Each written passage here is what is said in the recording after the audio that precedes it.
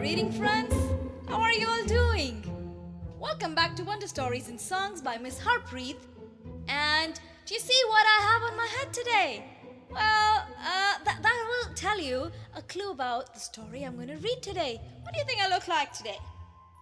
Yes, I look like a witch. I've dressed up like a witch with a nice, tall, pointy black hat. And, you know what? This book that I've got today is lovely. It's my favorite book wherein many of you have the book. So I'm going to show you first the book. And this is about a witch. So let's get going. We have a book called Roomonthebroom. So if you look at this book, while I'm telling you what it is about, if you want to fetch your book that you have in one of the corners of your shelves, go get it.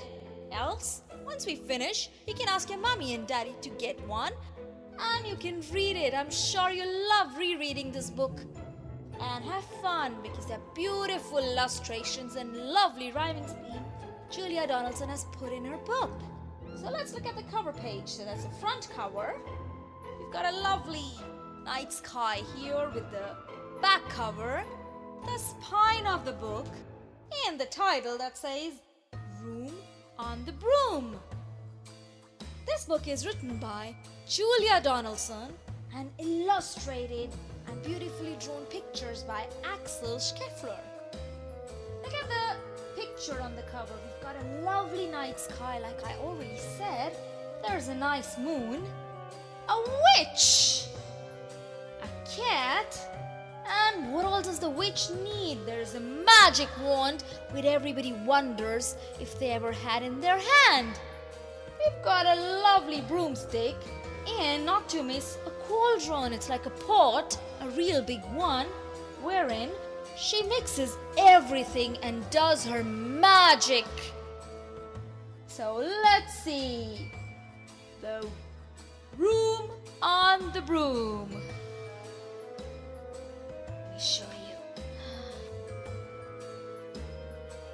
Here, look at that. That's a black pointy hat, just like mine, you see? A bow. We'll find out why she has that bow. A magic wand with the magic cannot happen. And the flying broomstick. So, we have the Room on the Broom. How do you think the witch would be? She looks happy.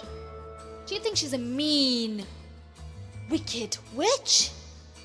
Well, looking at the picture, I think she's quite kind. Looking at the cat, smiling, maybe she's her pet. So let's start Room on the Broom. Here, I love the picture. The witch had a cat and a very, very tall hat and long ginger hair, which she wore in a plait. Ginger is like a reddish color. How the cat purred and how the witch grinned as they sat on their broomstick and flew through the wind. Lovely, over the mountain she's going. But how the witch wailed and how the cat spat. When the wind blew so wildly, it blew off her hat. Oh my God! Can you imagine my hat blowing off right now? Well, of course the witch wouldn't have liked it. Down! Cried the witch. As they flew to the ground, they searched for the hat. But the hat could not be found. Then, out of the bushes, on the thundering paws, there bounded a dog with a hat in his jaws. Oh, the dog is trying to help. He dropped it politely, then eagerly said as the witch pulled the hat and firmly down on her head. I'm a dog, as keen as can be. Is there a room on the broom for a dog like me? Yes! cried the witch, and the dog clambered on. The witch tapped the broomstick and whoosh! They were gone. You know, this whoosh will happen a lot of times in the story. So maybe we can try one more time to say together, whoosh! Maybe one more time. Whoosh!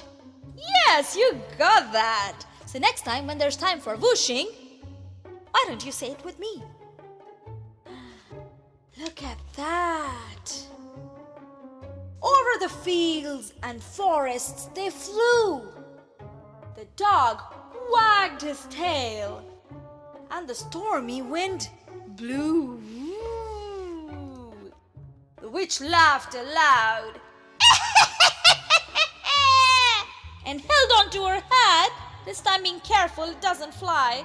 But away blew the bow from her long ginger plait. Ooh, there.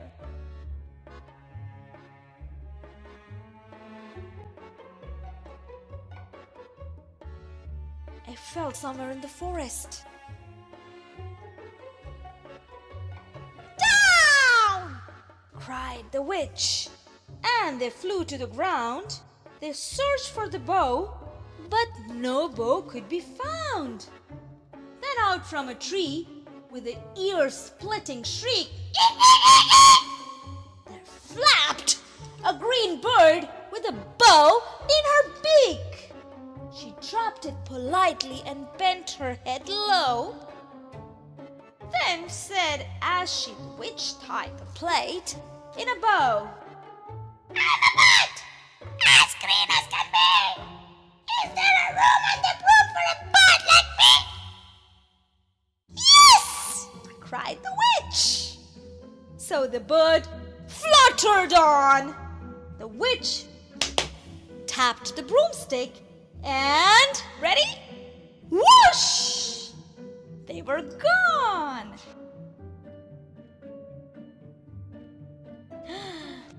Wow, I love this rain. Over the reeds and rivers they flew. The birds shrieked with glee. In the stormy wind blew. They shot through the sky to the back of beyond.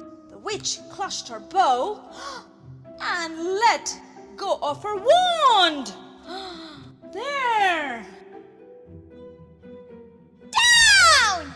Cried the witch as they flew straight down to the ground. They searched for the wand, but no wand could be found. How would the witch do the magic? The witch without the wand, there is no magic. Let's see. Then all of a sudden, out from the pond leapt a dripping wet frog with a dripping wet wand. "Ribbit, ribbit!" He dropped it politely and then said with a croak, "Ribbit, ribbit!" as the witch dried the wand on a fold of her cloak. It was a bit dirty. "I'm a frog, as clean as can be. Is there a room on the broom for a frog like me? Ribbit, ribbit!"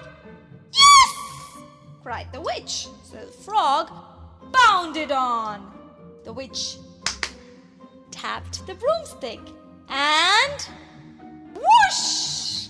They were gone. Over the moors and mountains they flew. The frog jumped for joy. Yippee! And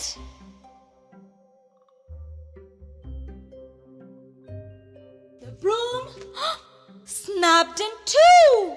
Oops! Everybody fell apart. Down fell the cat, and the dog, and the frog. Down they went tumbling in a bog. Ew! The witch's half broomstick flew into a cloud, and the witch heard a roar. That was scary and loud. What do you think was it? A big roar? Could a cloud make a roar? Maybe. Let's check. I am a dragon as mean as can be, and I'm planning to have a witch and chips for my tea. No! Cried the witch, flying higher and higher. There she's going, running away from the dragon. The dragon flew after her, breathing out fire. Cried the witch, flying down to the ground. There. She looked all around, but no help could be found. The dragon drew nearer and nearer, licking his lips. Said, maybe this once I'll have witch without chips. Ooh, but he's planned to have the witch for a snack. But just as he planned to begin his feast, from out of a ditch rose a horrible beast. It was tall and dark and sticky and feathered and furred. It had 4 frightful heads. It had wings like a bird. And his terrible, horrid voice, when it started to speak, was a yowl and a growl and a croak and a shriek. It dripped and it squelched and it strode from the ditch. And it said to the dragon, "Pass off! That's my witch!" There. Fire right away went in. Dragon was wondering, who are they in? The dragon drew back and he started to shake. "I'm sorry," he spluttered. "I made a mistake. It's nice to have met you, but now I must fly." And he spread his wings out and was off through the sky. Then down flew the bird, and down jumped the frog. Down climbed the cat, and phew, said the dog. And thank you, the grateful witch cried. "Without you, I'd be in that dragon's inside." Here. Oh, they all tried to help the witch. They scared the dragon for her. Then she filled up her cauldron, the big pot, and said with a grin, "Find something, everyone! Throw something in!" So the frog found a lily. The cat found a cone. The bird found a twig. And the dog found a bone. They then threw all of it, and the witch stirred them well. And while she was stirring, she muttered a spell. Are you ready? Listen, and then we're going to do it together one more time. Iggity, ziggity, zaggity, zoom. One more time. Let's start together. Iggity, ziggity, zaggity, zoom. You got that. Then out rose. What do you think? What do you think was the magic? Something to eat? No, even better. A truly magnificent broom! Wow, that's amazing! With seats for the witch, and the cat and the dog. There, the cat and the dog, they have their own seats. A nest for the bird, and a shower for the frog. Yes! Cried the witch, and they all clambered on. The witch tapped the broomstick, and whoosh! They were gone. Oh, So you saw they all had a role to play. A witch's hat, a bow, a magic wand, and a broomstick. So it all had a role to play in the story. The end. What a lovely, magical story it was. I loved it. So, what do you think about the story? Was it scary? The witch, well, I thought was kind. She was soft-hearted, helpful. And what about the animals? They also in return were very kind to the witch because she helped her give them spot. They helped her to scare the dragon away when she needed, and in return they created a magic, real magic, with a magical broomstick with a spot for everyone. I think because everyone put their share, like the bird getting a twig, a frog getting a lily, and the cat and the dog all getting their own thing. So everybody contributed, put their things in to have a space for everyone on the broom. So with this, I think I would just end this with one sentence. Sharing is caring. So with that thought, I'll leave you with some art and craft ideas under in the section. Make sure you like the story if you do, and subscribe to my channel. I will come back with more Julia Donaldson stories very soon. Till then, you take care. Bye-bye.